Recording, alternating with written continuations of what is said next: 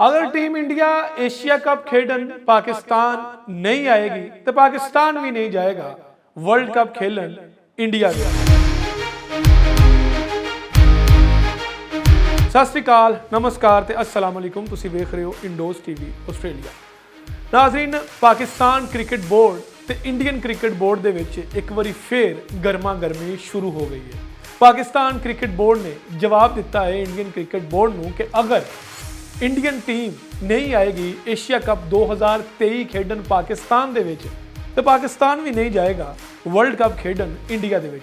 पाकिस्तान दे इस दो टोक जवाब के नाल ही क्रिकेट दुनिया दे विच एक सब तो वड्डी बहस छिड़ गई है कि पाकिस्तान का यह फैसला ठीक होएगा या नहीं, कि वर्ल्ड कप नूं एशिया कप के उपर तरजीह दी जाएगी या एशिया कप नूं वर्ल्ड कप के उत्ते तरजीह दी जाएगी। इस गल नूं लैके जिन्ने भी क्रिकेट मुबसरीन ने वो इस वेले सिर जोड़ के बह गए।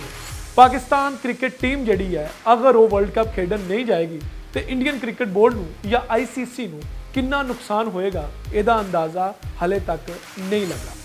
सब तो पहले असीं गल करते हैं कि यह मामला है कि यह मामला यह वे कि एशियन क्रिकेट कौंसल के जनरल सैकटरी जे शाह ने यह गल आखी है कि पाकिस्तान दे विच टीम इंडिया नहीं जाएगी एशिया कप खेडन ते एशिया कप में असी न्यूट्रल वैन्यू के उत्ते करवावांगे। जो उन्होंने ये स्टेटमेंट दी तो उस तो बाद पाकिस्तान क्रिकेट बोर्ड वालों भी एक सुथरा जवाब आया। तो पाकिस्तान क्रिकेट बोर्ड ने आख्या कि अगर पाकिस्तान दे विच टीम इंडिया नहीं आएगी एशिया कप खेडन तो पाकिस्तान भी वर्ल्ड कप खेडन नहीं जाएगा।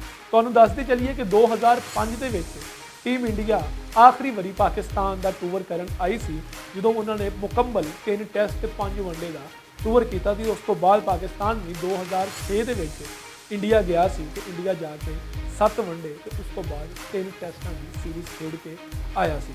उस तो बाद 2009 के श्रीलंकन टीम से हमला होता है तो पाकिस्तान के क्रिकेट के दरवाजे मुकम्मल तौर पर बंद हो जाते।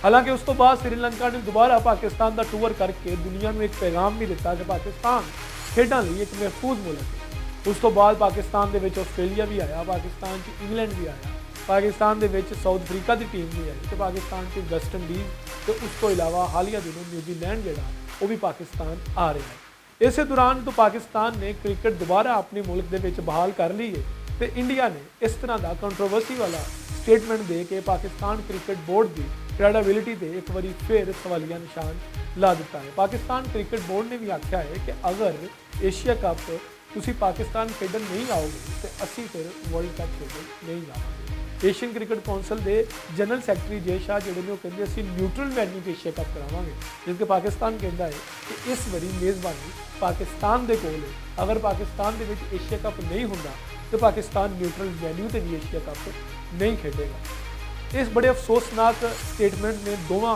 कंट्रीज़ वालों या दोवें बोर्ड्स वालों, क्योंकि इस वेले पाकिस्तान तो इंडियन प्लेयर्स के दरमियान एक बड़ा दोस्ताना माहौल क्रिएट हो गया है तो इंडियन जो प्लेयर्स है वो पाकिस्तान के नाल अक्सर वो वर्ल्ड कप के मैचेज होन या एशिया कप के मैचेज होन एक दूसरे के नाल हसते हुए नज़र आते हैं। तो अक्सर ये आख्या जा रहा है कि पाकिस्तान तो इंडियन प्लेयर्स जोड़े है इन्हों की आपस की बॉन्डिंग जी है शो कर रही है कि दोनों मुल्कों को क्रिकेट जी है वो करीब लैके आ रही है।